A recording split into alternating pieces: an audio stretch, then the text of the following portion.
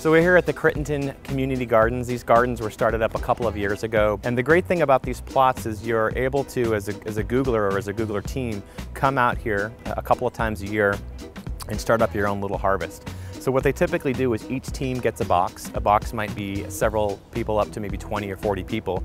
And they're able to basically harvest their garden, grow what they want to, and then come out and tend to it. And then once everything is ready to be picked, they can pick it and they can take it home.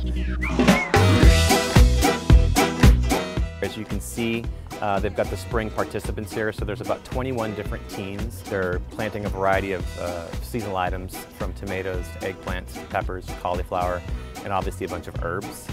This is where the gardeners can post any updates and recent news, the planting schedule, the harvesting schedule.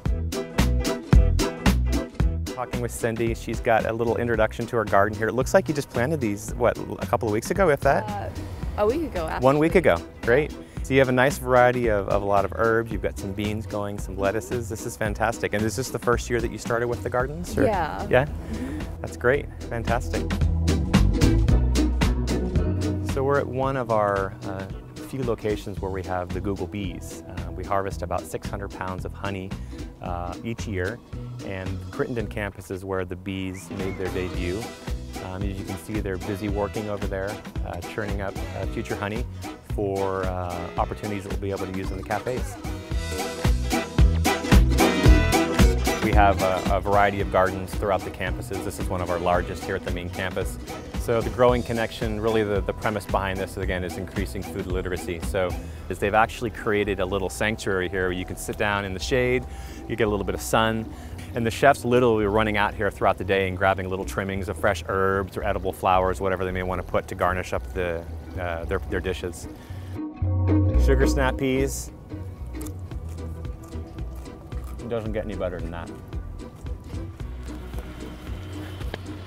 Good morning. How are you, Elliot? Good to see you. What's going on? Little harvest? Yeah, cutting back some kale. So refresh my memory of the gardens. How many earth boxes do we have here at the main campus? Do you have any idea? At campus, it's like 260. 260 earth boxes. And then how about trees, fruit trees? Fruit trees? Yeah. I think there's a dozen. A dozen fruit trees? And then there's 2 curry trees and 2 guavas. This is incredible. So the chefs have been working pretty closely with you in asking for specific items to plant. How's that working out? So generally it's a lot of stuff that they don't need a lot of. Yeah. So this year I'm trying to grow a lot more hot peppers, because last year I grew a ton of hot peppers and they were a huge hit. Like, okay. They were just a massive hit. So I've ordered some special ones. I've got the new world's hottest pepper called the Trinidad Scorpion, so they're excited about that. The Trinidad Scorpion. Yeah. We got one of the chefs here that wants to do a little harvesting. Okay.